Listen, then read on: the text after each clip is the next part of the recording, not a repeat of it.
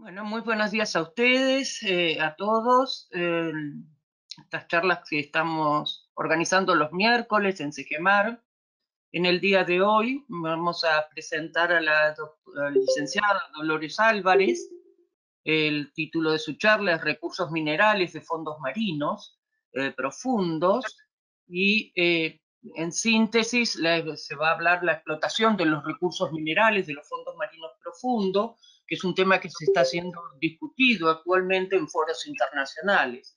El objetivo es conocer este tipo de depósitos, como nódulos polimetálicos, costras ricas en cobalto y sulfuros masivos, y las normas que rigen para la exploración y la explotación. Además, ella nos va a compartir la experiencia que ha tenido a bordo del buque científico ruso Yuzmorfología en las aguas del Océano Pacífico.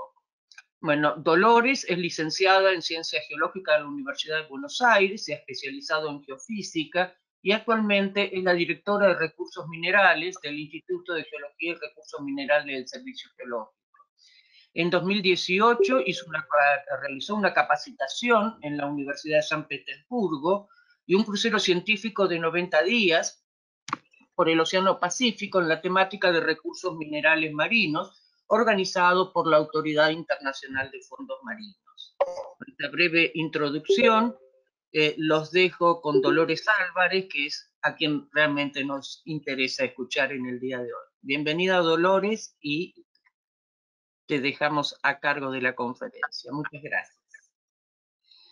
Bueno, muchas gracias, Graciela. Gracias a todos por estar acá, por venir a escuchar esta charla. Voy a estar con la cámara apagada por una cuestión de que mi conexión no está funcionando muy bien y prefiero que se escuche bien y no se entrecorte.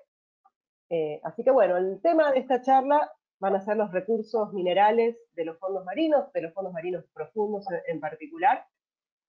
Y cómo se inició, por qué yo terminé participando en esta capacitación. Yo como trabajaba en el área de geofísica, entre haciendo distintas actividades, entre ellas magnetometría, cuando fuimos invitados a participar en una campaña en el buque Ara Austral del CONICET dentro del programa Pampa Azul, tuve la posibilidad de hacer una navegación de 15 días partiendo desde Ushuaia, y bueno, eso ya me dio un poco de experiencia y me permitió después aplicar para esta capacitación que ofrecía la Autoridad Internacional de Fondos Marinos, que después vamos a ver qué es este organismo, ¿no? El ISA por las siglas en inglés. Y bueno, lo que yo quiero compartirles un poco es de qué se trata, qué son los recursos minerales, cuáles son, porque no solemos verlos en la facultad cuando vemos geología económica, no es un tipo de recursos que se estudien, entonces creo que está bueno que los conozcamos y que entendamos qué es lo que se está discutiendo hoy en día en cuanto a la explotación. Van a ver que es una temática bastante compleja, con muchas implicancias ambientales y hasta como que nos pone a pensar si corresponde o no corresponde explotar esto, quién lo tiene que hacer. Van a ver que es un tema bastante complejo, pero bueno, la idea de esta charla es primero conocer estos recursos, enfocándonos en los tres principales de los fondos profundos, que son los sulfuros masivos de fondo marino, las costras ricas en cobalto y los nódulos polimetálicos. Hablar de los impactos ambientales, habría mucho, podríamos hacer una charla solamente de impactos ambientales, así que vamos a simplemente nombrar algunos. Conocer los aspectos legales en cuanto a quién está autorizado para explotar estos recursos y contarles brevemente de qué se trató la capacitación que hice con los colegas rusos en el Océano Pacífico. Bueno, cuando hablamos de recursos minerales marinos, los podemos dividir en dos grupos, los que son los someros, que son los placeres, y los áridos, que los encontramos cercanos a la costa, que tienen también su equivalente palio en paleoplaceres o depósitos de áridos de origen marino que podemos encontrar en el continente. Los recursos profundos, que son los nódulos, las costras y los sulfuros masivos, y también los barros con tierras raras. Yo de barros con tierras raras no voy a hablar en esta charla, no está tan tan estudiado, ni se los encuentra tanto, o no se sabe todavía si se los encuentra a nivel global, fueron encontrados dentro de los mares territoriales de Japón, pero tienen también mucha problemática ambiental en su explotación, así que no voy a hablar de ellos, y algunos recursos que pueden ser tanto someros como más profundos, como son las fosforitas y los hidratos de gas. En esta charla nos vamos a enfocar en los profundos. Y vamos a empezar con los que se conocen como los SMS, que son los sulfuros masivos de fondo marino, que son el equivalente actual y activo de los BMS, de los sulfuros masivos volcanogénicos que vemos, que encontramos en distintos lugares del mundo, como en Japón, como lo que hay en Tierra del Fuego, que está asociado a erupción de corteza oceánica, pero bueno, acá los vemos activos y funcionando en este momento, ¿no? Los SMS se forman en el fondo marino y por debajo del fondo marino a partir de fluidos de alta temperatura que se emiten generalmente en las zonas de dorsales centroceánicas, en arcos de islas, en cuencas de Bacar, y se forman como consecuencia de la interacción del agua con una fuente de calor, en este caso, bueno, este centro volcánico activo. Lo que tenemos es el agua de mar que percola, que llega a alcanzar temperaturas de 400 grados y luego vuelve a ascender y emana por estas estructuras que conocemos como chimeneas. Este fluido, a medida que avanza por los sedimentos y se va calentando, se va enriqueciendo y va disolviendo metales y azufre que los lixigia de las rocas circundantes, y el líquido va a ascender rápidamente por la menor densidad debido al calor, es expelido por chimeneas, y lo que lo podemos encontrar es en sulfuros y sulfatos en la estructura de la chimenea y el montículo que vamos a ver que se forma por debajo de la chimenea, dispersos los metales y los distintos elementos en la pluma hidrotermal, que después puede llegar a precipitar en lo que se conoce como sedimentos metalíferos. En cuanto a la mineralogía, en las chimeneas y en los montículos que se forman, que sería esto que está por debajo de la chimenea, lo que encontramos predominantemente es pirita, calcopirita y esfalerita. Puede haber oro y plata en concentraciones elevadas en algunas de estas manifestaciones, junto a minerales de gas. ¿Qué es lo que influye en que un SMS tenga más o menos cobre, menos oro? Tiene mucho que ver el ambiente tectónico. Vamos a ver, no todos los lugares donde encontramos una chimenea y sulfuros son de interés económico, o que el tonelaje es tan pequeño que no tendría sentido eh, explotarlos, no tienen interés. El oro y la plata están como trazas dentro de los sulfuros, pero pueden estar en algunos casos altamente enriquecidos, llegando a decenas de ppm de oro y cientos de ppm de plata, en algunos de los casos estudiados. Y tenemos que en los arcos volcánicos podemos encontrar, o sea, los sulfuros masivos asociados a arcos volcánicos, otros elementos como antimonio, bismuto, cadmio, galio, germanio, indio. Y también tenemos procesos, como pasa con los depósitos en tierra, como pasa, por ejemplo, con los pórfidos y con depósitos hidrotermales, fenómenos de meteorización por la propia agua marina y repositación de los metales en minerales secundarios con mayores concentraciones y leyes, ¿no? En cuanto al ambiente tectónico, siempre lo que nosotros tenemos es un centro, lo más común, cuando uno piensa en las dorsales, son estos centros de expansión, de la expansión. Vamos a ver que una expansión simplemente en los lugares del Pacífico, de las dorsales basálticos, la composición va a ser diferente, los depósitos se ubican en el centro, porque como el rift que se produce es muy simétrico en las dorsales de expansión rápida, mientras que en las dorsales lentas y superlentas vamos a tener un rift de forma asimétrica, que suele tener grandes fallas de despegue, que terminan dejando expuestas rocas mantélicas. Y esto va a influir mucho en la composición de los depósitos minerales que se forman. Las dorsales lentas y superlentas, como por ejemplo el caso del Atlántico Norte, es justamente lo que han estudiado es que los depósitos no están ubicados en el eje de la dorsal, sino que están desplazados hacia los costados y tienen un alto enriquecimiento en cobre y oro justamente por la exposición de estas rocas mantélicas. Mientras que en los casos de cuencas de Bakar y arcos volcánicos, que es lo que tenemos cerca de Japón, de Filipinas, de Papúa Nueva Guinea, de Nueva Zelanda, las rocas fuentes son más variables, y esto también se refleja en la composición de los sulfuros, que son como de una composición más polimetálica. Tenemos cobre, zinc, plomo, además de oro y plata.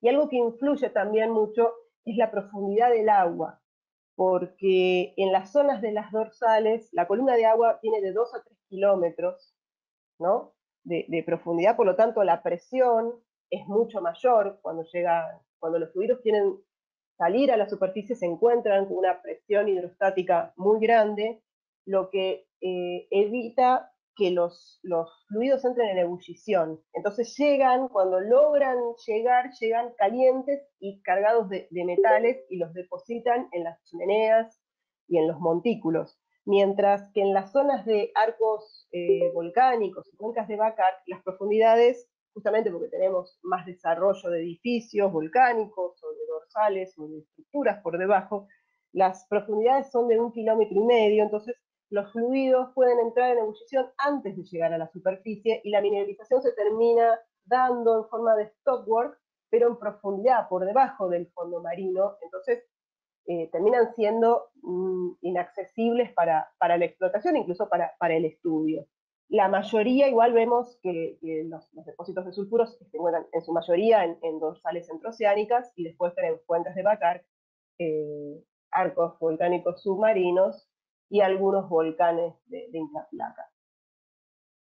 Esta es la estructura clásica de un sulfuro, es más, esta figura de una publicación que de lo que está hablando es de DMS, sin embargo la forma está tomado del TAG, que es un depósito sumamente estudiado, es como el depósito modelo que se encuentra en el Atlántico Norte, que si viéramos la batimetría tiene exactamente esta forma, este montículo aterrazado con las chimeneas en el medio.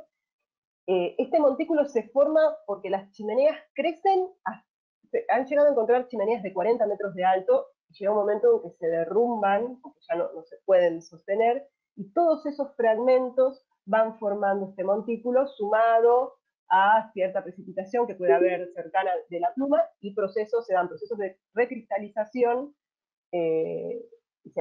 incluso se forman nuevos minerales en la recristalización en el montículo. En cuanto a las leyes, hablar de las leyes para estos depósitos, están muy poco estudiados en el sentido de que todas las trabajos de exploración que se hace generalmente es a través de un vehículo no tripulado que baja a estas profundidades, saca una especie de brazo mecánico, ya vamos a ver alguna foto, rompe una chimenea y carga esa chimenea. Entonces, solamente se tiene el dato de las chimeneas para poder verdaderamente saber cuál es la composición y cuáles son las leyes, incluso los tonelajes de los depósitos, es necesario perforar para poder ver hasta dónde se desarrolló por debajo de la superficie del fondo marino, y hay muy pocos datos de perforaciones en estos sulfuros masivos.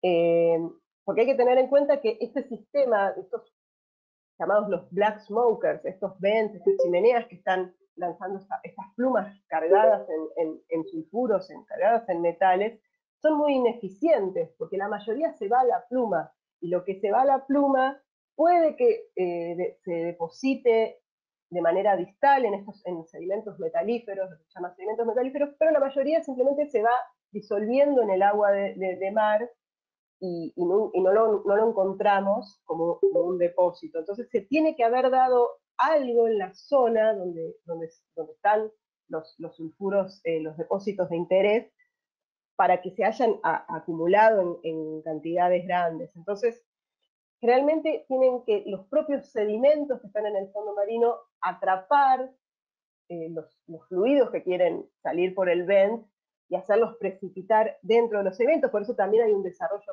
en profundidad del depósito.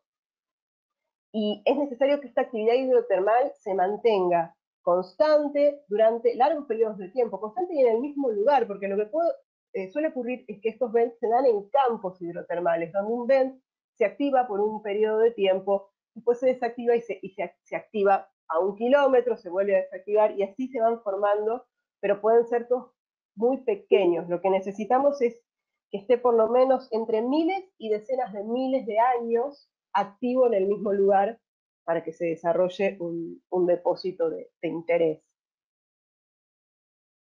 Entonces, bueno, en la zona de las chimeneas tenemos minerales ricos en cobre, como calcopirita o isocubanita, porque es la zona de ascenso de fluidos con alta temperatura en la zona de los conductos, mientras que en el montículo, en las partes exteriores del depósito, minerales ricos en hierro o en zinc.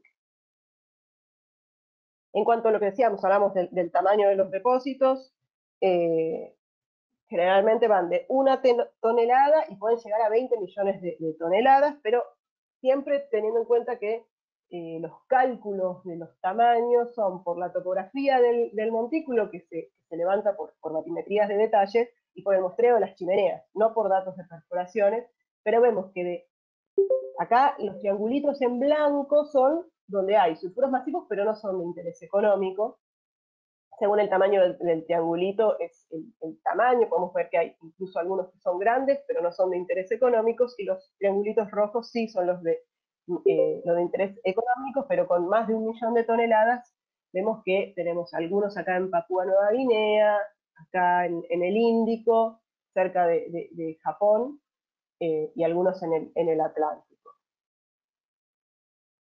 En cuanto a la exploración, a ver, las dorsales centroceánicas se encuentran a lo largo de miles y miles de kilómetros. Poder encontrar dónde es que se desarrollaron los vents y dónde puede haber un depósito hidrotermal es todo un desafío, sobre todo porque vamos a ver que por una cuestión de las faunas que se dan asociadas a estos depósitos, pensar en explotar un depósito activo es algo que probablemente no vaya a ocurrir, porque vamos a ver que es una cosa increíble las faunas que se dan asociadas a los depósitos. Entonces hay que buscar los inactivos. El depósito activo está tirando el black smoker, está generando una pluma en la columna de agua marina, tiene una anomalía de calor, o sea, es algo que está un poco indicando. Entonces desde la superficie del mar, con barcos se estudia la química del agua, y así se los va encontrando. Encontrar los inactivos generalmente es muchísimo más difícil. Entonces, típicamente los blancos se identifican con batimetría, con anomalías de temperatura de la columna de agua, anomalías de potencial redox, por geofísica, por geoquímica. Y se usan sonar de barrido lateral, batimetría multi-haz, técnicas de electromagnetismo, de geofísica, que se hacen pasando los sensores a muy poca distancia del fondo marino, el mapeo de plumas, análisis químicos del agua. Y para tener más detalle, algunos se pueden hacer desde el buque, desde superficie, y en otros no, hay que bajar instrumentos prácticamente hasta el fondo para hacer relevamientos de detalle. Esto es el ejemplo del proyecto Solwara, que se iba a desarrollar cerca de Papúa Nueva Guinea. Estuvo a punto de empezar la explotación, pero por la oposición que hubo de la gente de Papúa Nueva Guinea por la cuestión ambiental, se terminó cerrando, y la empresa, después de agonizar por todo el año pasado, este año finalmente se disolvió y desapareció, que era Nautilus. Pero bueno, ellos hicieron por lo menos el ejercicio de hacer la exploración de detalle de uno de estos depósitos. Esta batimetría tiene el píxel de 20 centímetros, ese es el nivel del detalle, y todas estas zonas más rugosas es donde se encuentran los depósitos. Esto es lo que yo le decía, cómo se muestrean las chimeneas.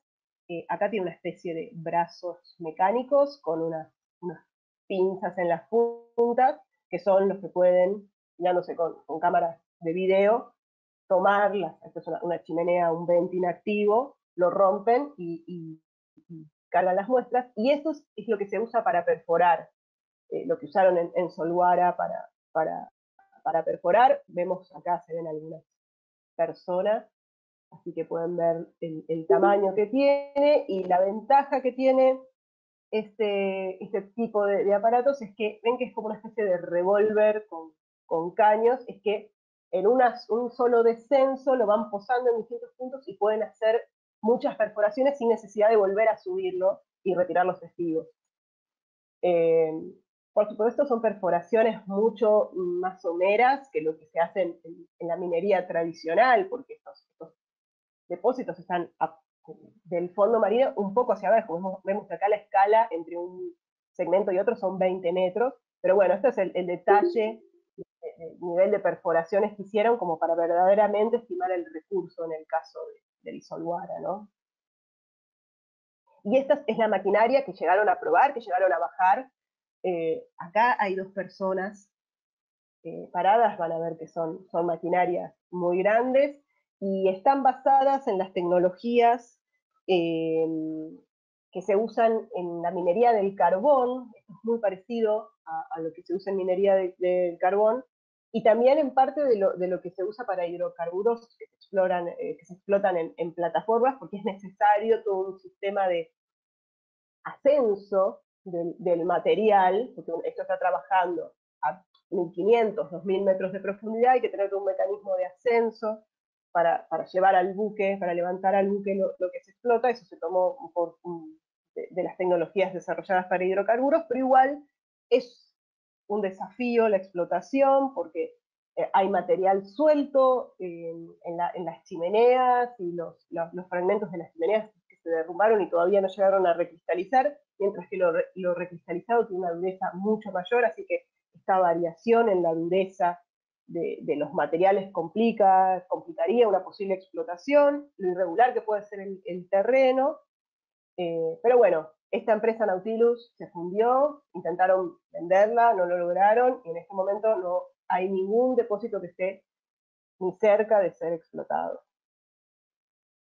Y un poco la idea era desde el buque bajar, ¿no? Estas maquinarias, tienen que enviarles energía desde el buque. Todo esto es remoto, obviamente acá no puede bajar nadie, y tienen su sistema de ascenso del material, y también la idea es, porque el material sube junto con agua de mar, es sacar ese agua de mar, y ya vamos a ver que es una de las cuestiones de impacto ambiental que tiene, es dónde descargo ese agua, que no es agua sola, va a tener sedimentos, generaría una pluma de sedimentos donde yo la descargue.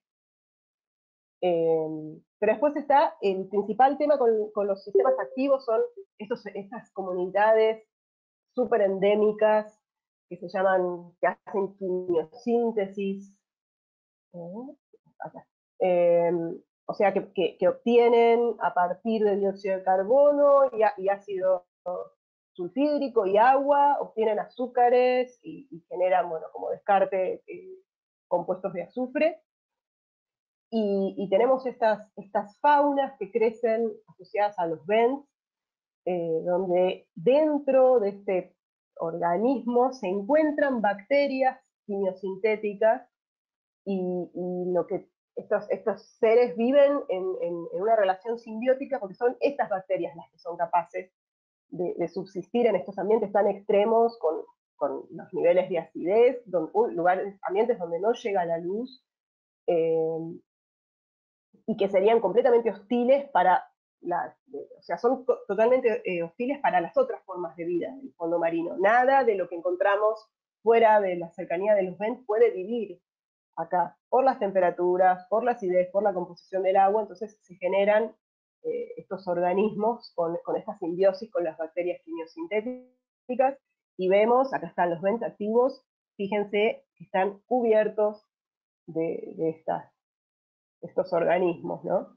Y además son muy endémicos, son muy propios de cada sistema hidrotermal, y cuanto más se los estudia, más se encuentra que lo que hay en uno no es exactamente igual a lo que encontramos en otro. Aparte de estos que mostraba antes, hay incluso, yo de biología no sé mucho, así que voy a darles nombres poco científicos, como cangrejitos y cosas que parecen como camarones y cosas que parecen como almejas. pero todos viven en simbiosis con bacterias quimiosintéticas y no pueden vivir, si se extingue el Vent, muere toda esta comunidad, muere porque solamente puede vivir asociada a la manifestación hidrotermal, y acá vemos fotos de sistemas inactivos, ya todas estas faunas desaparecieron y poco a poco van siendo colonizados por las faunas habituales de filtradores y bentónicas y todo eso que podemos encontrar en otros sectores del fondo marino. Bueno, el siguiente depósito son las costras de hierro y manganeso ricas en cobalto. Este modelo de depósito había tomado mucho impulso por la generación de baterías. Las baterías de litio requieren ánodos con cobalto, y el cobalto no se lo encuentra, no hay muchos depósitos de cobalto en los continentes, entonces se había puesto el foco, pero también se están buscando maneras de reemplazar el cobalto por otros metales para la generación de baterías, porque vamos a ver que las costras son muy complicadas pensar en una explotación. Esta es la apariencia. Acá lo que tenemos son filolavas, son lavas almohadilladas, son basaltos que tienen este aspecto rugoso en la superficie porque se está generando una costra de ferromanganeso sobre la superficie de la roca. Eh, Estas costras precipitan prácticamente en todas las superficies rocosas profundas en los océanos, siempre que las corrientes marinas cercanas mantengan estas superficies limpias de sedimentos, porque en cuanto se cubrió de sedimentos se interrumpe el proceso y se deja de generar la costra. Forman esta especie de pavimentos de óxidos de hierro y manganeso en flancos de montes submarinos, en dorsales, en los que se llaman guyot, que es otro tipo de monte submarino, en plató basálticos, a profundidades que van desde 400 metros hasta 7000 metros. Y el espesor de las costras puede ser menos de 1 milímetro, y las más potentes que se han encontrado alcanzan 26 centímetros. Acá vemos algunas lo que está con línea blanca, son zonas donde se han detectado presencia de costras, donde hay afloramientos de roca dura, limpia de sedimentos, y se han descubierto que hay costras, y lo que está marcado acá como en amarillo es la zona donde están los principales depósitos, donde estas costras tienen una potencia suficiente como para que pudieran despertar un interés comercial, ¿no? Y estas costras con estas potencias las encontramos entre 800 y 2500 metros de profundidad. Más someras o más profundas es muy poco probable que desarrollen espesores grandes, ¿no? Acá es localidades donde han encontrado concentraciones de cobalto mayores a 0,5% de contenido de cobalto, y vemos que se concentran mucho en el Océano Pacífico, no tanto en el Atlántico. No sé, yo traté de acceder a la base de datos de LISA, pero siempre me da que todavía no está online, para ver dónde es que encontraron este punto que está acá al norte de Malvinas, para ver si podía obtener un poco más de información. Todavía no logré acceder a la base de datos, pero bueno.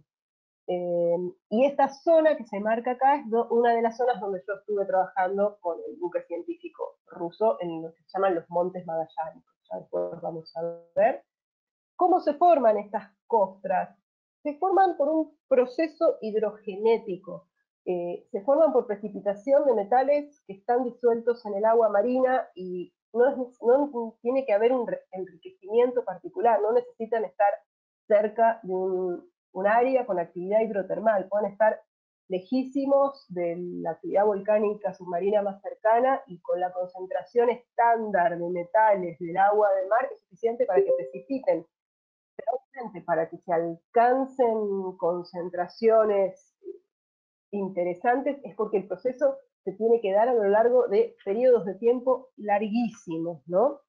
Entonces, acá lo que tenemos es precipitación de coloides, de oxidróxidos y óxidos de hierro y manganeso, que van adquiriendo metales traza, tanto por absorción como por adsorción. Se dan los dos procesos. el crecimiento es extremadamente lento de las costras, de 1 a 5 milímetros por millón de años. Así que se imaginan que una costra que alcanza 26 centímetros, estamos hablando de algo que llevó muchísimo tiempo. Y es este crecimiento muy lento y la gran superficie específica que tienen por la propia forma de depositarse estos coloides, lo que permite este enriquecimiento anómalo en metales, a partir de una fuente que no parece tener contenidos anómalos, que es el agua de mar. Y vemos que podemos encontrar, bueno, cobalto, níquel y cobre, y también teluro, platino, circonio, niobio, wolframio, bismuto, y tierras raras. Y tierras raras, lo mismo va a pasar cuando vemos los nódulos, tierras raras pesadas, lo cual lo hace también interesante, y vemos que según las cargas de los iones, algunos se van a asociar a los óxidos e hidróxidos de hierro y otros a los óxidos de manganeso, ¿no? Los contenidos de metales, acá podemos ver, de cobalto, hay el contenido promedio de las costras, pero donde hay un prospecto, donde están las zonas de interés, nos vamos de este promedio, entonces podemos tener 0,8% de cobalto, 0,5 de níquel, 205 ppm de teluro, 3 ppm de platino. ¿Y por qué decimos que las profundidades en las que se dan dentro de las laderas de montes submarinos, de dorsales, era entre 800 y 2500 metros? Porque tiene que coincidir con la zona de la mínima concentración de oxígeno que se da naturalmente en la columna de agua marina, y en esas zonas donde se da la mínima concentración de oxígeno es donde se da la máxima depositación, por ejemplo, del manganeso, y también del fósforo. Vamos a ver que a veces están dentro de las costras, hay capas de fosforita. Entonces, esta zona de la mínima concentración de oxígeno justamente restringe la depositación, y se da que estos montes submarinos, por ejemplo, los que se encuentran en esta zona del Pacífico, donde yo estuve trabajando con el buque ruso, tienen justamente la altura del monte permite que tenga laderas que se encuentren dentro de la zona del mínimo de oxígeno, y además se dan corrientes que las mantienen limpias de sedimentos. Entonces, ahí en particular se desarrollan costras con una potencia. Para que una costra sea de interés, tiene que haber alcanzado por lo menos 8 centímetros. Los 26 centímetros son un extremo de casos así, muy pocos que se han encontrado. Generalmente con 8 centímetros ya las empiezan a estudiar. Acá justamente tenemos el ejemplo de una de estas de mucha potencia, porque esta escala que está abajo son 10 centímetros, ¿no? Pero para que veamos un poco la idea de lo lento que crece una costra rica en cobalto, esta parte acá que tiene la R, que la llaman la capa relíctica, porque se datan con unas técnicas particulares, con zircón, pero con otra manera de datar con plomo los zircones y otros elementos. La parte inferior de la capa relíctica es del Cretácico, y la parte superior estaba activa en el momento que tomaron la muestra. O sea, que acá tenemos, desde el Cretácico a la actualidad, estuvo depositando y logró 26 centímetros, ¿no? Pero ya incluso, por ejemplo, acá que dice I1, después de este periodo, esto blanco es fosforita, se pueden detectar como grandes episodios de fosforitación de los fondos marinos, ¿sí? A partir de acá recién es el Paleoceno, o sea, tenemos del Paleoceno a la actualidad en estos 15 centímetros de costra o menos, ¿no? Como para que quede reflejado verdaderamente lo lento que es el crecimiento. Bueno, para la exploración, siempre lo primero es hacer una batimetría multi-haz desde el buque, que nos permite ver si vamos a tener nuestros montes submarinos con las laderas, a las alturas, a las profundidades que sabemos que son aptas para que se desarrollen las costras. Después ya más avanzados, se pueden hacer perfiles de video y foto.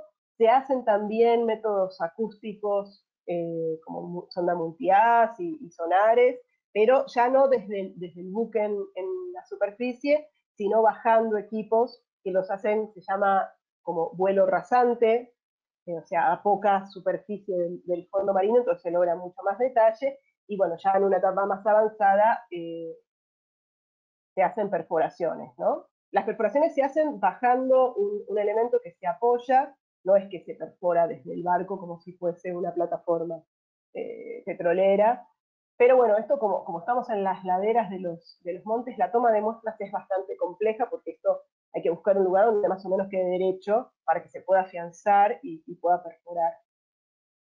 Esto que vemos acá es esto que está representado acá, que hace los sondeos, la prospección acústica. Eh, esto es del barco en el que estuve yo, esto es con lo que se hacen los perfiles de video y la toma de fotos. Esto está a 5 metros del fondo marino, enganchado desde el barco, se lo baja 2.000, 3.000, 4.000 metros de profundidad. Tiene unos reflectores muy potentes y un sistema de una cámara de video y cámaras de fotos que van tomando de acuerdo a la profundidad, se encienden las luces y toman las fotos. Y las está transmitiendo, esto es un cable vivo, o sea, tiene fibra dentro del cable de acero, y uno va viendo desde la sala de geología del barco en directo lo que se está filmando, ¿no? En el fondo. Esto es el instrumental que se usa para hacer las perforaciones, y también se pueden mandar naves no tripuladas para toma de muestras y para una exploración más detallada. La explotación, acá con explotación está lejísimos, nadie está ni siquiera haciendo pruebas, porque acá el problema es que la costra está completamente adherida a la superficie de la roca en la que se está desarrollando, ya sean los basaltos, ya sean rocas carbonáticas.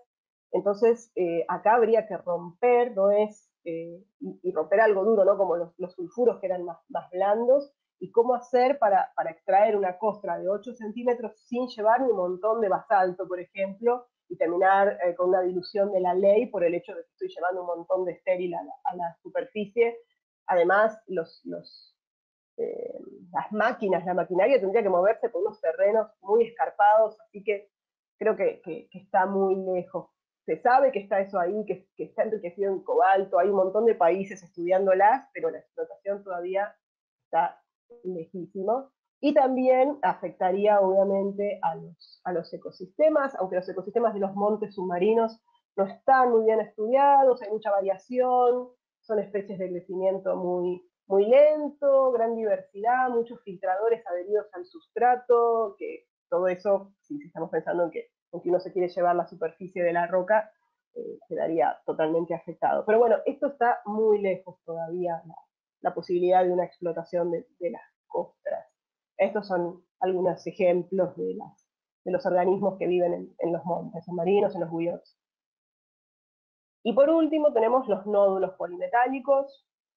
Los nódulos polimetálicos, o también llamados nódulos de manganeso, son concreciones, se generan alrededor de un núcleo, que puede ser un fragmento de un nódulo más pequeño de una generación anterior, un fragmento de roca, o por ejemplo han encontrado nódulos que se desarrollan a partir de un diente de tiburón como núcleo, por ejemplo. Los tamaños van de 1 centímetro a 12 centímetros, están formados por hidróxidos y oxidróxidos de hierro y manganeso, son de ocurrencia común en amplias zonas de todos los océanos, en las planicies abisales. Las profundidades son entre 3.000 y 6.000 metros, y los encontramos en lugares donde el ritmo de sedimentación sea lento, en una tasa menor a 20 milímetros cada 1.000 años. Igual después vamos a ver que a pesar de eso, uno pensaría, ¿por qué no quedan enterrados? Vamos a ver que es toda una curiosidad, sobre todo verlos desde las cámaras del barco, era muy impresionante porque parece que están tirados sobre el fondo del mar y no se entierran, y es como medio difícil de entender. Se forman por dos procesos de crecimiento. Coinciden en parte con las costras porque se forman por hidrogénesis, o sea, por precipitación directa de los metales del agua de mar, pero también se forman por diagénesis, o sea, en la parte del nódulo que está apoyada en los sedimentos, o incluso nódulos que que se forman directamente enterrados, que son completamente diagenéticos, se forman enterrados en los sedimentos, y los metales están en el agua de poros de los sedimentos, ¿no? El crecimiento hidrogenético es el más lento, igual que las costras, de 1 a 5 milímetros por millón de años, mientras que el diagenético son 250 milímetros por millón de años. La tasa de crecimiento es más rápida. Pero normalmente lo que tenemos es una mezcla de ambos orígenes. Hay casos especiales, hay algunas zonas donde los nódulos son 100% hidrogenéticos o 100% diagenéticos, pero, por ejemplo, en la zona donde está la mayor investigación con el tema del nódulo, que es Clarion-Clipperton en el Océano Pacífico, los nódulos son mixtos. Tienen periodos donde crecen por hidrogénesis, periodos donde crecen por diagénesis, o incluso la parte superior expuesta al agua marina crece por hidrogénesis, mientras que la parte que está apoyada contra los sedimentos crece por diagénesis. Y tienen estructuras muy características que se ven por microscopio electrónico según sean hidrogenéticos o diagenéticos, que pueden ser laminares, columnares, pilares, dendríticas, todo porque son precipitación de coloides, ¿no? Y en este ejemplo, el nódulo arranca con una precipitación hidrogenética, después crece por diagénesis, y la última capa activa es de nuevo por hidrogénesis.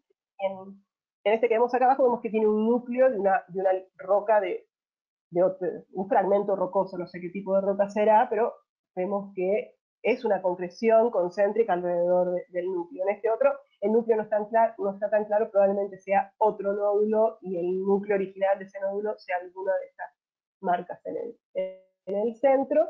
Y acá unas fotos de microscopio electrónico donde se ven estas texturas en columnas y pilares masivas y laminares, según sea por origen hidrogenético o diagenético. Entre las costras y los nódulos hay como una transición donde hay costras, hay nódulos asociados, pequeños nódulos irregulares, que no se los estudia por los nódulos en sí, sino que el foco está en las costras. Estos nódulos sí son 100% hidrogenéticos. Después tenemos lugares, como decía, donde los nódulos crecen enterrados en los sedimentos, completamente diagenéticos, y los mixtos, ¿no? Y acá vemos en la foto justamente hay como una especie de faja ecuatorial, se llama, en el nódulo, y una mitad creció por hidrogénesis y hace como estas formas más botoroidales, más irregulares, mientras que la parte inferior, que es más suave y más lisa, creció por diagénesis. Y hay unas diferencias de composición entre hidrogenéticos y diagenéticos. Tiene que ver la relación hierro-manganeso, y habíamos visto que al manganeso se asocian unos iones y al hierro se asocian otros, por lo tanto va a cambiar la composición del nódulo. Los hidrogenéticos tienen contenidos altos de elementos HFS, entonces vamos a tener titanio, tierras raras, circonio.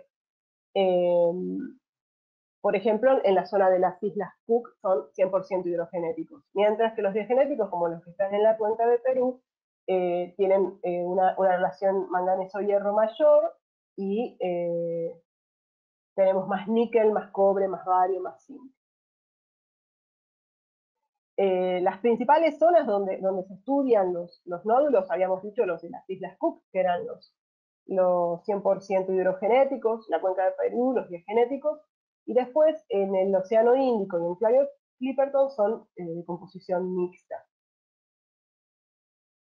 Después hay otros lugares no tan, o sea, podemos encontrar nódulos no económicamente interesantes en otras zonas, como por ejemplo en el mar Báltico, donde están asociados a cambios en la oxidación según las estaciones, pero los nódulos son de hierro, son de hierro manganeso. Tenemos asociados cerca de las manifestaciones hidrotermales, también se forman nódulos, porque ahí sí tenemos el agua más enriquecida en metales, pero no son de interés económico. En esta zona del Golfo de Cádiz hay unos nódulos también muy particulares asociados a hidrocarburos, pero sin metales de interés. y sí se los ha encontrado frente a las costas de la península ibérica, en lo que se conoce como Banco de Galicia, esto sí es interesante porque las profundidades 1200 a 2000, cuando estábamos hablando de 4000, 5000 metros para los nódulos, hay nódulos y hay costras, hay contenidos muy interesantes en cobalto y esto estaría asociado a un fallamiento profundo que permite ascenso de fluidos. Acá sí los nódulos se habrían formado, a pesar de no tener ni las profundidades ni los tiempos para que se hayan formado tan enriquecidos, pero es porque sí hay una anomalía en cuanto a que hay algo que está trayendo fluidos enriquecidos a la zona.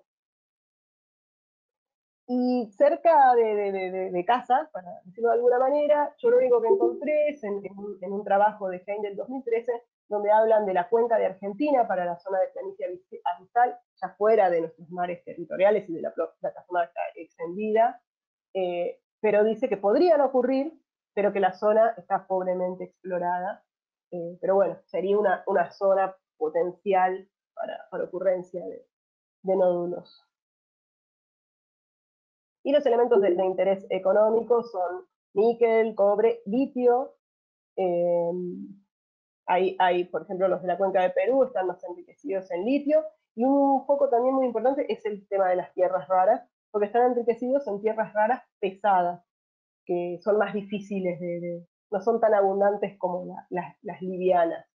En cuanto a la exploración, es parecido a lo que ya vimos antes. Tenemos las batimetrías desde los barcos como la primera etapa, después métodos acústicos de detalle con maquinaria que se lleva a poca profundidad sobre el fondo marino.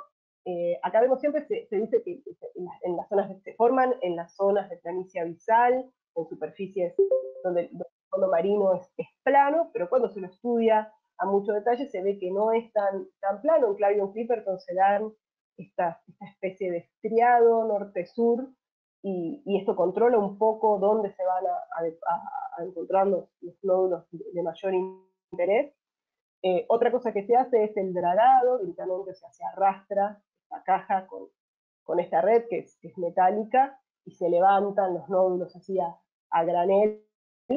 Y generalmente esta toma de muestras tan grosera, donde no se sabe exactamente dónde, cómo estaban esos nódulos, es para juntar grandes volúmenes de nódulos, porque ya hay países que están haciendo pruebas, ensayos metalúrgicos con los nódulos, ¿no? Cómo se podrían extraer los metales de interés de los nódulos, entonces se hace este muestreo a gran escala. Y cuando uno no quiere conservar, quiere entender cómo esos nódulos están situados en el mar, lo que se usan son los box corer, donde se baja una especie de caja que tiene mucho peso, entonces cuando llega al fondo marino se entierra rápido, de manera de hacerlo tratando de perturbar lo menos posible lo que queda dentro de la caja, y después hay un mecanismo que puede ser como en este dibujito, esta parte de acá se cerraría como una trampa y cortaría la parte de abajo, a veces puede ser que cierre de los dos lados, ¿no? Y se juntan en el centro y cierran la caja por abajo. Entonces, lo que uno recupera, esto es de la navegación en la que estuve yo, son los nódulos acomodaditos en el sedimento como estaban. Incluso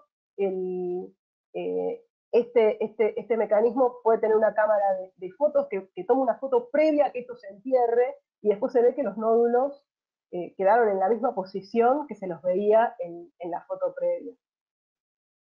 Y otra forma es los gravity cores, donde lo que se baja no es, en este caso era una caja, acá es un tubo que tiene un contrapeso para permitir que esto se entierre, que permite recuperar un testigo de los sedimentos también con poca perturbación. Estas imágenes son de la campaña en el Austral. Y la zona mayor más estudiada y con la concentración de mayor interés económico de nódulos es la zona de Clarion Clipperton en el Océano Pacífico. El nombre es porque se encuentra entre la zona de falla de Clarion y la zona de falla de Clipperton, y ahí es donde vamos a ver montones de países tienen sus propiedades de exploración, incluyendo Rusia, que es donde trabajé yo, que tiene estas que están acá en marrón, acá, y un pedacito acá, Eh, y, a ver, Clarion Clipperton está, como habíamos visto, está al norte del Ecuador, al norte de la zona de alta productividad biológica del Ecuador, y esto sumado a la profundidad del agua hace que el fondo del mar en Clarion Clipperton esté justo o un poco por debajo de la zona de compensación del carbonato de calcio. Esto es importante para que los nódulos se puedan desarrollar, porque ese es cuando en vez de precipitar carbonato está precipitando unos lodos de silicios, se generan las mejores condiciones para el crecimiento de nódulos de gran tamaño. Y también en esta zona lo que tenemos es un movimiento lento de las placas y una baja tasa de sedimentación. Acá se ve la zona de la línea de compensación del carbonato de calcio. Si estamos por, si esta línea de compensación ya se encuentra por debajo del fondo marino, entonces lo que está precipitando es carbonático. Si ya está muy por arriba, lo que tenemos es arcillas, y en el medio están estos silicios US, como estos lodos silicios, y ahí es donde se forman los nódulos de mayor tamaño. También es importante que las corrientes del fondo sean moderadas para mantenerlos. Y esto es un poco el aspecto que pueden tener estos nódulos que parecen que se están enterrando, pero en realidad las faunas marinas están siempre como moviéndolos y los terminan desenterrando, aunque a veces hacen montículos y se instala como una especie de gusanito que sale del medio del montículo, o una estrella de mar que se entierra.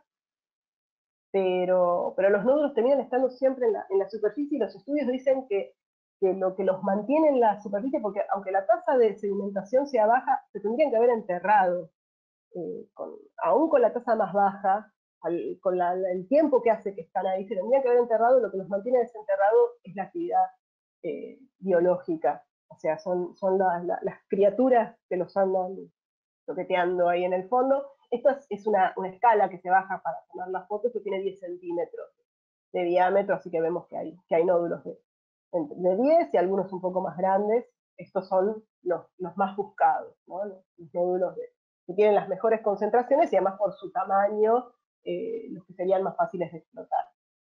Para considerar los nódulos como un recurso, tienen una diferencia grande con otro tipo de recursos que encontramos en el continente, y es que los nódulos están apoyados en la superficie, o sea que la geometría es bidimensional, no es un depósito que se desarrolla en una tercera dimensión. Entonces, la estimación del recurso también es particular, y se hace mediante el perfilaje de video y fotos, que un poco les había comentado antes. Acá esto se baja, se observa el fondo marino en directo, se va anotando en una planilla una vez por minuto qué tipo de nódulos se están viendo, y se estima más o menos qué porcentaje de la imagen está cubierta de nódulos. Después, esto es lo que se hace en vivo, en el momento, mientras se está tomando la imagen. Después también se analizan las fotos y se van ajustando estos porcentajes, que a medida que uno pasa horas y horas y horas mirando los nódulos, empieza a aprender a estimar los porcentajes, y obviamente la gente que ha hecho muchas campañas ya cada vez sabe mejor cómo estimar, y además también se observan las faunas, ¿no? Cada vez que aparece algún ser vivo, se anota. Se trata de indicar que es, por lo menos en grandes grupos, si es una esponja, si es un pez, qué es lo que se está viendo, porque también se hacen como evaluaciones de cuán densamente pobladas están estas áreas. Y obviamente esto tiene todo un sistema de georreferenciación. Nosotros sabemos cada una de estas fotos, cada uno de estos minutos de video, dónde están ubicados, porque esto lo está llevando el barco remolcado, por lo tanto hay un delay entre la posición del barco y la posición que tiene el instrumental. Pero bueno, una vez que se hacen esas correcciones, se van ubicando estas observaciones, y se termina haciendo un mapa. Y esta es la estimación de recursos. ver en qué zonas no hay nódulos, en qué zonas hay nódulos, pero no en una concentración suficiente como para que sea de interés, y en qué zonas hay una suficiente cantidad de nódulos. Entonces, nuestros ore bodies, nuestros cuerpos mineralizados, se obtienen por este mapeo y tienen que ver con, según el tipo de nódulo, esta clasificación tipo C, tipo A, tipo B, es la clasificación que le dan los rusos. Y después los belgas deben darle la suya, los alemanes le dan la suya, los americanos le dan la suya. Todavía no se unificó. La autoridad de fondos marinos intentó, se hizo, hay una publicación, pero en realidad lo que es un compendio de cómo cada país llama a los tipos de nódulos y no hay un consenso todavía. Los tipos C son esos que veíamos en la foto anterior, los bien grandes, los que tienen 10, 8 centímetros. Entonces, con que haya un 25% de la superficie cubierta con estos nódulos, ya se considera que es una zona mineralizada. Para los nódulos A y B, que son más pequeñitos, tiene que haber mayor cantidad de superficie cubierta para que sea de interés. Y la explotación es similar a lo que veíamos para los sulfuros. Desde un barco en superficie hay que bajar una maquinaria que de alguna manera colecte estos nódulos, que acá es muy simple, porque están tirados sobre el fondo marino, como que los levantan en pala. El tema es cómo levantarlos sin generar un desastre. No sé si es posible, pero bueno, obviamente los nódulos subirían por un sistema de recuperación y ascenso junto con sedimentos, junto con agua de mar, y todo ese agua y ese sedimento sobrante hay que descargarlo en algún momento. Y bueno, estas colas de aguas cargadas de sedimentos son todo un tema también en cuanto a los impactos. Esta es una maquinaria, esta es de Bélgica, que ya fue probada.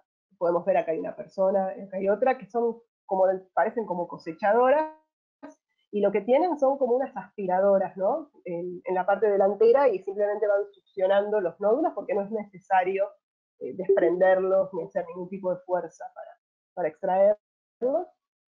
Esto lo que sería la producción, para ver cómo afectaría comparado con la producción terrestre, ¿no? de estos metales. Y está puesto, si solamente estuviese en producción un proyecto de nódulos o 5 proyectos de nódulos, y vemos que para el cobalto 5 proyectos en producción serían el 15% de la producción global de cobalto. Por lo tanto, hay un interés en esto, también en manganeso, pero, por ejemplo, para el cobre sería el 0.7, no serían en principio una gran competencia para los depósitos de cobre, por ejemplo, los de Argentina y Chile y Perú.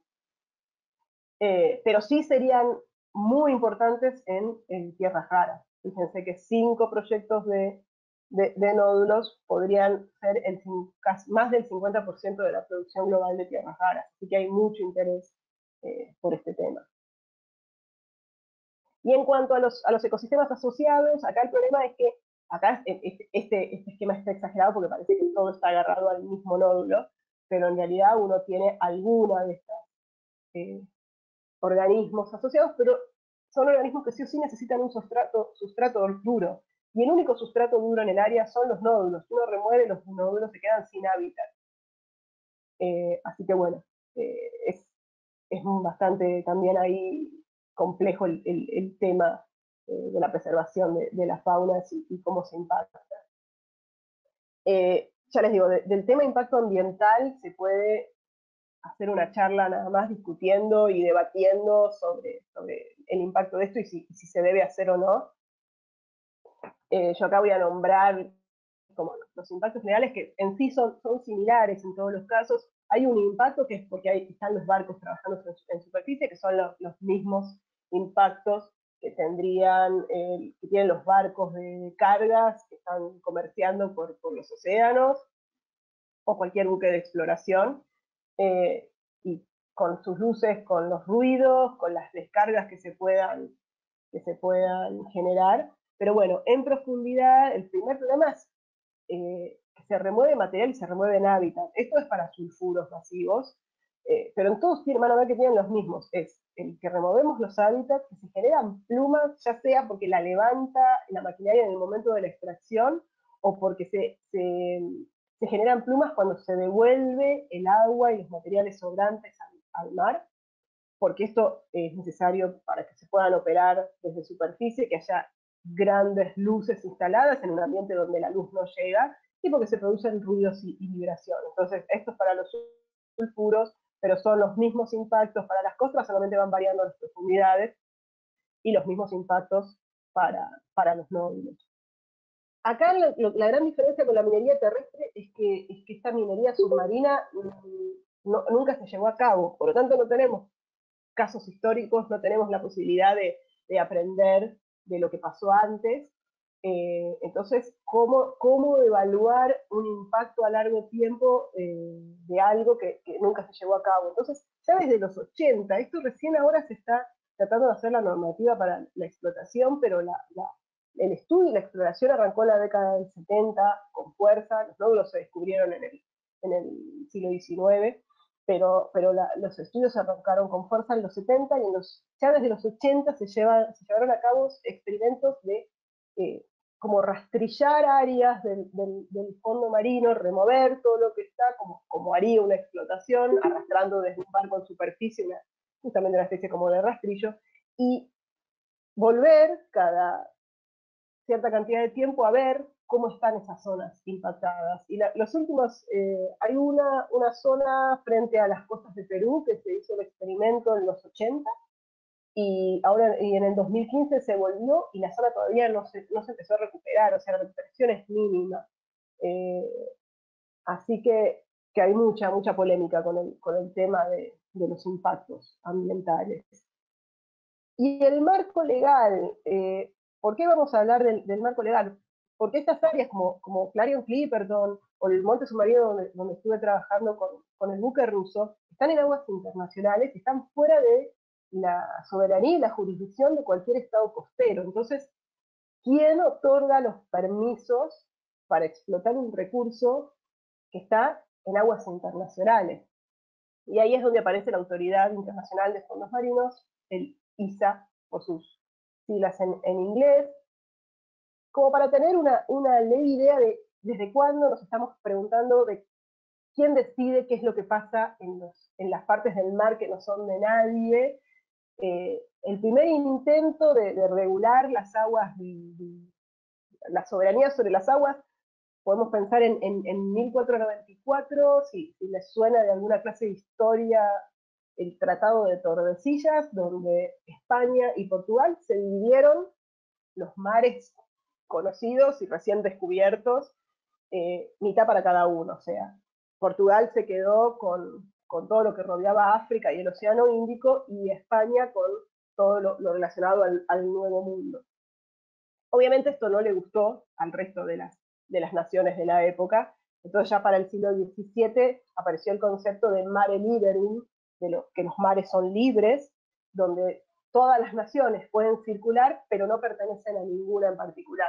Después se dieron cuenta de que, a ver, muy cercano a mi costa no quiero mare liberum.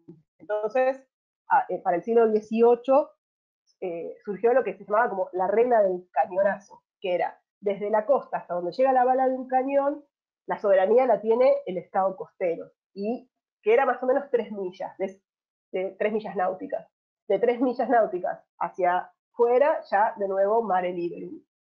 Ya en el siglo XX, en el 45, se produce la proclamación de Truman, donde Estados Unidos extiende su jurisdicción sobre los recursos naturales de la plataforma continental, eh, o sea, de lo que considera su plataforma continental.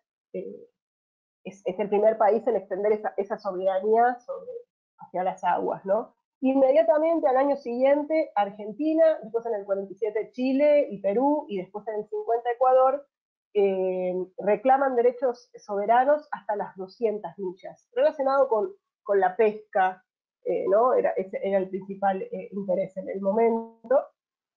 Y después, en el 56, en el 60 y entre el 73 y el 82, las Naciones Unidas organiza la Convención de Naciones Unidas para la Ley del Mar, la 1, la 2 y la 3, y en la última es donde se funda un organismo que se va a encargar de la regulación de los recursos de los fondos marinos que no pertenecen a ningún Estado, que es la Autoridad Internacional de Fondos Marinos, que entra en funciones en 1994, Actualmente obviamente está en funciones, tiene su sede en Jamaica, como para entender de qué hablamos cuando hablamos de aguas internacionales, de la zona, que es donde tiene la potestad ELISA, un repaso. Nosotros tenemos desde la costa, lo que se considera un mar territorial y la zona contigua, pero hasta las 200 millas es la zona económica exclusiva. De las 200 millas en adelante es alta mar. Las extensiones de las plataformas, como las que Argentina, gracias a todo el trabajo increíble que hizo Copla, logró que ya le aprobaran, la extensión de la plataforma da soberanía sobre los recursos del subsuelo. Las aguas siguen siendo alta mar. Y desde este límite de la plataforma extendida en adelante, tanto las aguas como los recursos del subsuelo son internacionales. Entonces, a partir del límite de esta plataforma extendida en adelante, es lo que llamamos la zona o the area en inglés, que es donde tiene potestad de ELISA. Entonces, hasta las 200 millas, derecho del Estado costero sobre la pesca y los recursos minerales. En la plataforma extendida, derechos sobre los recursos minerales del subsuelo, esto incluye también hidrocarburos, ¿no? Pero las aguas son internacionales y después de la plataforma extendida decimos que es patrimonio de la humanidad. Esos recursos son patrimonios de la humanidad y quien los administra es ELISA. Y en todo lo que es aguas internacionales es la Convención de la Ley del Mar. Entonces, ¿qué es lo que hace la Autoridad Internacional de Fondos Marinos? Representar a la humanidad ante los recursos, proveer un reparto equitativo de los beneficios financieros y de cualquier otro tipo que se obtengan de la explotación de los recursos, requerir la transferencia de tecnologías y conocimientos hacia los países en desarrollo y asistirlos, implementar regulaciones para instalaciones que se hagan en los fondos, en la zona, implementar regulaciones para la protección de vidas humanas, implementar regulaciones para la protección del ambiente marino, llevar a cabo investigaciones científicas y emitir reglas, regulaciones y procedimientos.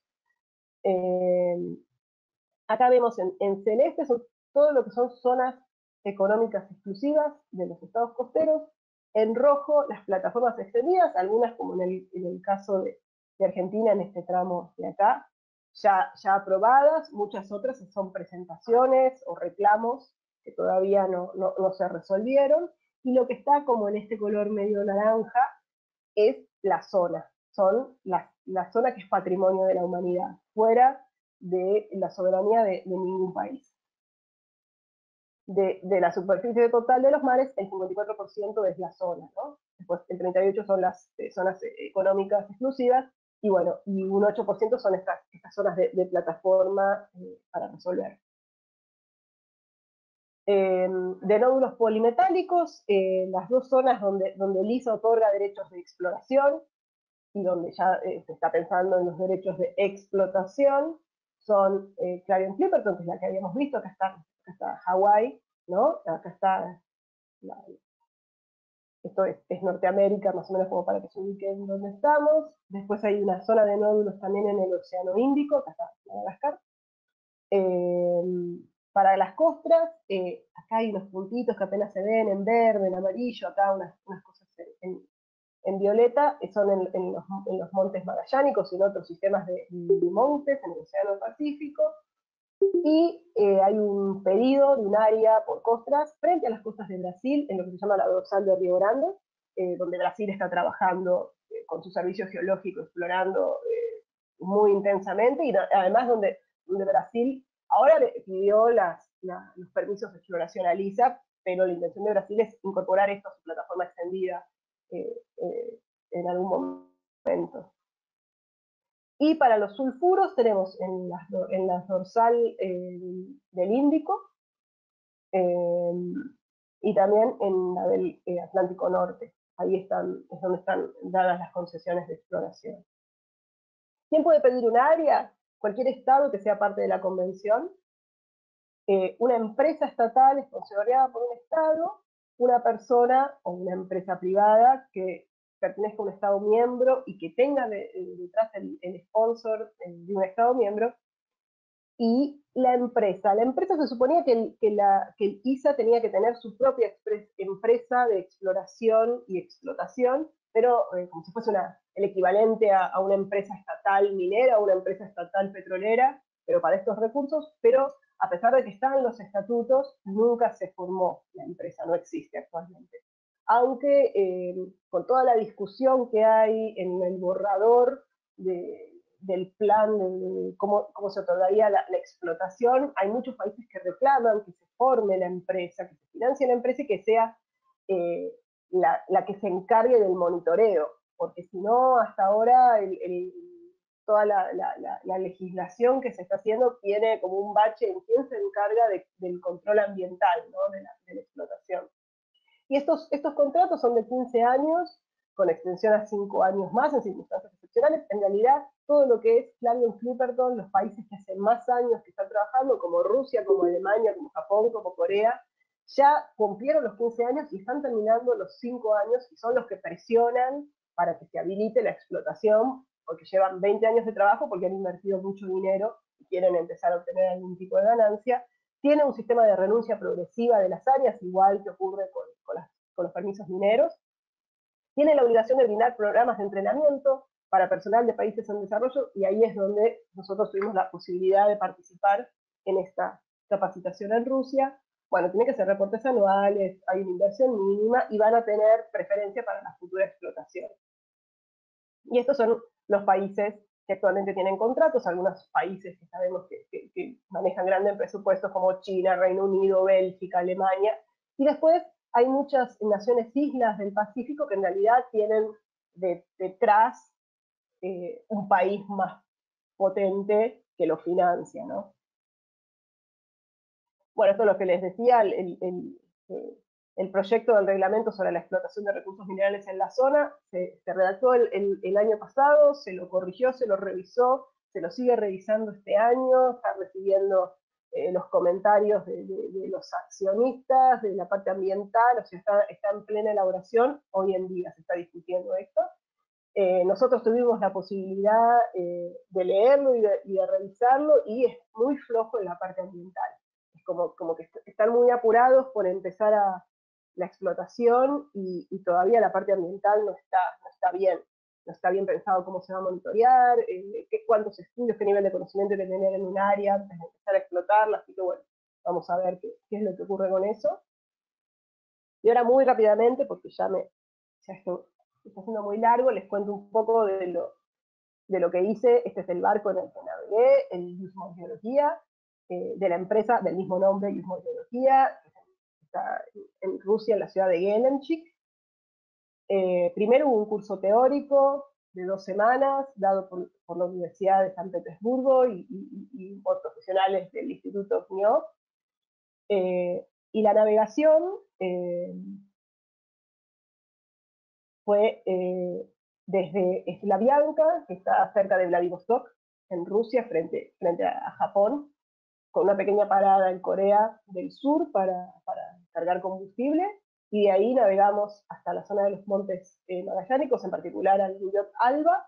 De ahí 24 días de navegación para llegar a Clarion-Clipperton, donde también trabajamos más de 20 días, y terminamos el crucero en Panamá. Así que verdaderamente cruzamos de lado a lado el Océano Pacífico. Fueron 3 meses, 93 días, casi aproximadamente unas 10.000 millas náuticas, son 18.700 kilómetros recorridos con el barco, más todos los días que estuvimos yendo y viniendo en el mismo punto, ¿no? Lo que hicimos para la exploración de costras ricas en cobalto en el Guyot Alba, bueno, fue el primer punto donde nos detuvimos, después de cruzar por encima de las fosas de las Marianas, llegamos acá. Todo esto que se ve son este tipo de montes submarinos que se denominan Guyot, porque no son de origen volcánico. Estas son todas las propiedades que tiene Rusia en la zona. Nosotros estábamos en el Guyot Alba, y acá el detalle, ¿no? Así es como se otorgan las propiedades para los nódulos, perdón, para las costas. Vemos que esto tiene creo que 10 kilómetros por 10 kilómetros, y están muy localizadas en las laderas, que es donde encontramos las costras. En la superficie de los montes hay sedimentación, y no se producen las costras, mientras que acá las corrientes mantienen las laderas limpias y es donde se generan las costras. Y acá podemos ver un pequeño video. Los videos originales no nos lo dieron, así que lo que yo hice fue filmar la pantalla con el celular. Y podemos ver los basaltos cubiertos con costras. Esta es la escala que se va apoyando, esto tiene 10 centímetros, para que no tenga una idea del tamaño de lo que está mirando. Y acá se ve un poquito la planilla Excel, donde íbamos poniendo qué es lo que veíamos. Acá también son costras, van a ver que se van a ver las formas de las filoblavas, ahí se ven las zonas almohadilladas. Acá, perdón, era el mismo. Acá se ven bien las filoblavas probablemente estas que ya están cubiertas de sedimentos no están activas, no siguen creciendo estas costras porque están como enterradas, y acá se ve un poco de bioturbación, ¿no? De los bichitos que andan dando vuelta por allí. Acá algunas fotos, también se ven las filoblavas, acá una esponja. La escala, estos son 10 centímetros, como para tener una idea de lo que estamos viendo. Hay mucho relieve porque estamos en las laderas de los Huillot. Acá se ven las pillows, de nuevo, otra ser, que no me acuerdo qué era esto. Eh, la topografía abrupta de las laderas. Y acá un bichito que hizo un primer plano, pobre de haber quedado encandilado con las luces. Y los nódulos asociados a las costras. Acá hay como fragmentos de costras y pequeños nódulos de origen hidrogenético. Y lo que se hizo fue, acá se mostraron los sedimentos para estudios de biología, de fauna, de tasa de sedimentación, así que los box cores vinieron aparentemente vacíos, pero bueno, se muestran los sedimentos, se toman testigos, se van sacando de a capas, se van guardando, indicando las profundidades, se tamizan para buscar microfaunas, se pesan las muestras, se archivan, se mide pH, se secan en horno y después se llevan a los laboratorios en tierra para continuar los estudios. Y en cuanto a los nódulos, bueno, navegamos hasta Clarion Clipper, donde las dos áreas que tiene Rusia, estuvimos trabajando en la que está más hacia el este, en esta de acá, ven, hay un pedacito acá como un verde amarronado, y esta otra grande de acá, nosotros estuvimos por acá, en esta esquinita, donde vemos que lo que ha sido el trabajo, ¿no? Desde escala al 500.000 a lugares donde ya están al 50.000, y estos sectores donde están estudiando con muchísimo detalle. Esta era el área en la que íbamos a trabajar. Todas estas líneas que cruzan son las trazas de los perfiles, donde hicimos perfiles de foto y video. Los puntos verdes es donde se iban a hacer box corers, y después iba a haber una draga y un gravity core.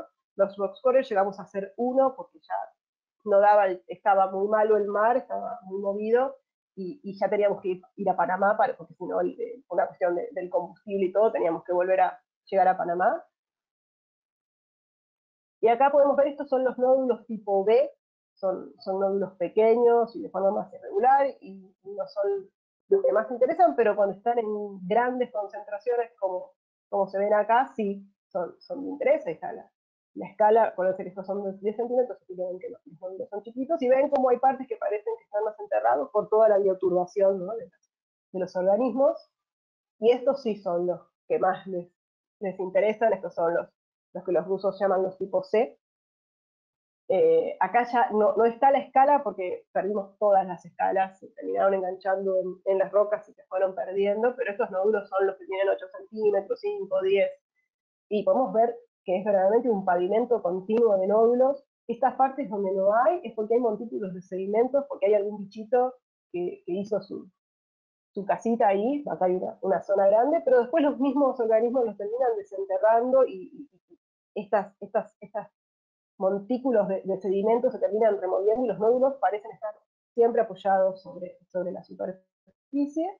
Y acá sí se hizo el único box corer que se hizo. Acá ven cuando lo están levantando, esto es lo que yo les decía, esto es lo que se cierra y corta de abajo la caja. Hay que sacar el agua con mucho cuidado para no perturbar, y bueno, así aparecen los nódulos como en la posición en la que estaban. Se toman montones de muestras con testigos, y después el material que no se toma en testigos se guarda para hacer estudios de faunas.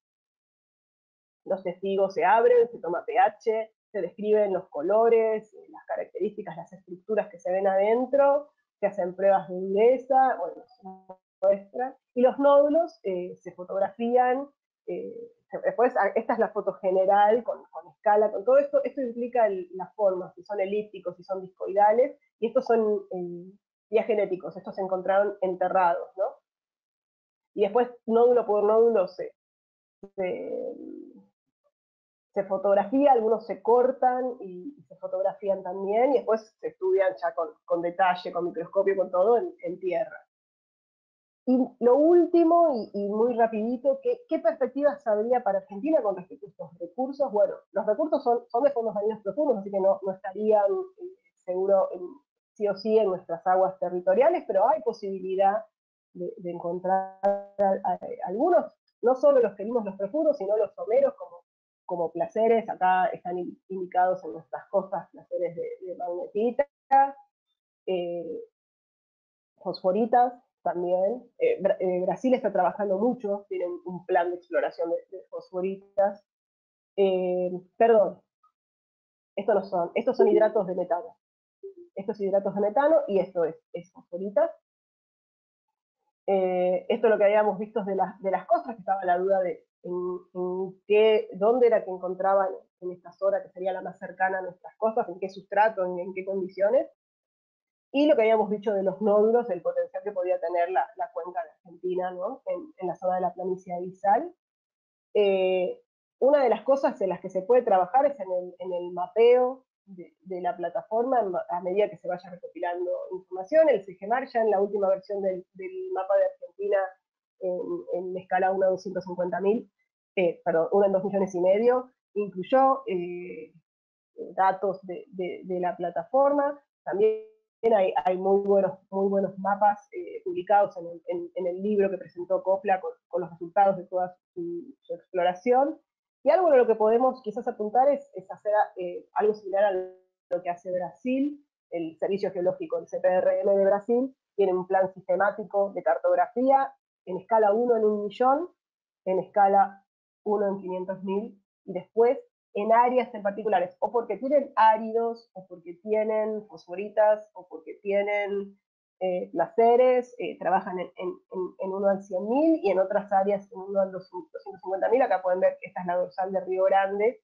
Gran parte de su plan sistemático está enfocado en la dorsal. Así que bueno, lo que pasa es que bueno, mover un barco, hacer las campañas, requiere de una decisión a nivel país, pero bueno, esto es un ejemplo de lo que se podría llegar a hacer. El CEGEMAR es quien se encarga siempre de lo que es la cartografía de los recursos minerales. Hay mucha información que recuperó Copla, que habría que ver qué es lo que podemos sacar de eso en cuanto a los recursos. Y en colaboración, CEGEMAR es parte del proyecto Pampa Azul, está el buque, así que bueno, es cuestión de empezar a pensar qué podemos hacer. Una cuestión no para pensar en una explotación, lo que a mí me parece, ¿no? Sino para conocer qué tenemos. Siempre es importante saber qué potencial uno tiene en todo el territorio, y no olvidarnos del fondo marino. Chile también en este momento hubo una charla organizada por el Ministerio de Energía y Minería o algo así, hace un par de meses, donde también Chile estaba pensando en la evaluación de sus recursos de fondos marinos. Así que bueno, es una temática que está ahora en discusión, y creo que es importante que conozcamos de qué se trata. Un poco yo lo que preguntan nosotros, si bien lo que hay en exposiciones en rocas antiguas asociadas a fondos oceánicos, que son escasas, por supuesto, pero por ejemplo, bueno, en sectores donde hay restos de fajas máficas, ultramáficas asociadas a fondos oceánicos, por ejemplo, no sé, en precordillera, por decir algo, en la precordillera occidental, sí estos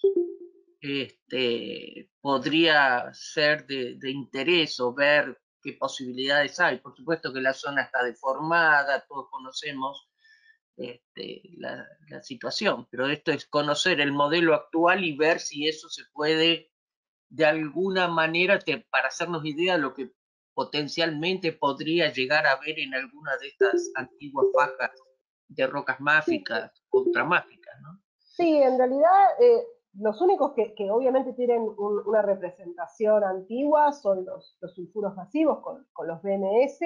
Yo no sé si de estas costras, en lugares donde se encuentran piloulavas, eh, queda algún relicto de que la superficie de la piloulava haya desarrollado una costra. No sé si alguien estudió eso.